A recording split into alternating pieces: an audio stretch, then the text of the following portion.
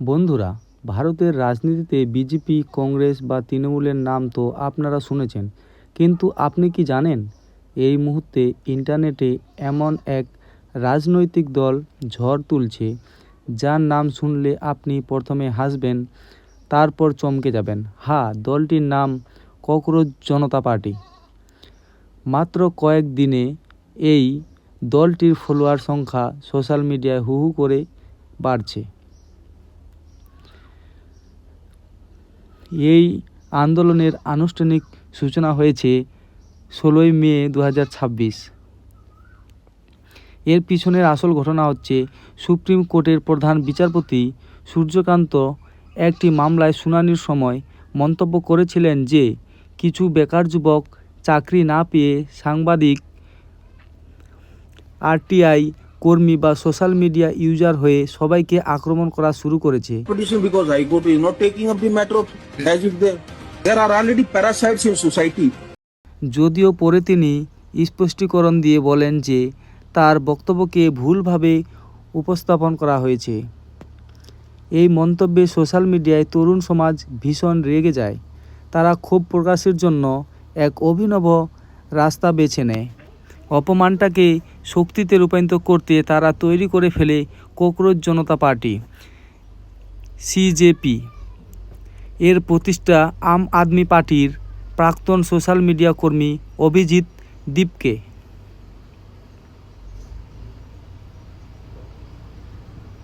এই দলে যোগ দেওয়ার জন্য তারা কিছু অদ্ভুত মজাদার যোগ্যতা রেখেছে।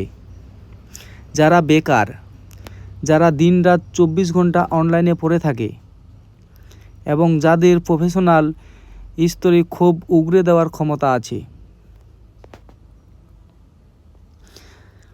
সাধারণ মানুষের পাশাপাশি বড় বড় রাজনীতিবিদরাও এতে যোগ দিচ্ছেন। তৃণমূল কংগ্রেসের সংসদ সদস্য মহুয়া মৈত্র এবং প্রাক্তন ক্রিকেটার তথা রাজনীতিবিদ কীর্তি আজাদ টুইটারে এই দলে যোগ দেওয়ার ইচ্ছা প্রকাশ করেছেন। দলটির পক্ষ থেকেও তাদের স্বাগত জানানো হয়েছে। ককরোচ জনতা পার্টির 5 দফা ইশতেহার প্রকাশ করা হয়েছে। এই 5 দফা ইশতেহার হলো: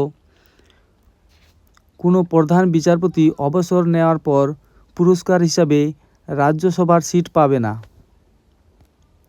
ভোট জেতার পর কোনো বিধায়ক সংসদ দল পরিবর্তন করলে তার উপর 20 বছরের জন্য নির্বাচন লড়ার নিষেধাজ্ঞা জারি করতে হবে। লোকসভা এবং ক্যাবিনেটে নারীদের জন্য 50% আসন সংরক্ষণ করতে হবে। যদি কোনো বৈধ নাগরিকের ভোটার তালিকা থেকে বাদ যায়, তবে নির্বাচন কমিশনারকে কঠোর শাস্তি পেতে হবে।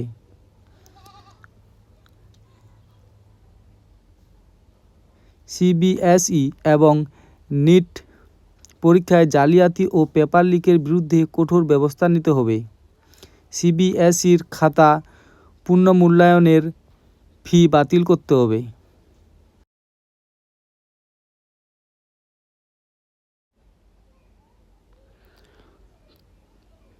তো বন্ধুরা, তবে ককরোচ জনতা পার্টি তারা নাকি বিহারের আসন্ন বিধানসভা উপনির্বাচনে প্রার্থী দেওয়ার কথাও ভাবছে।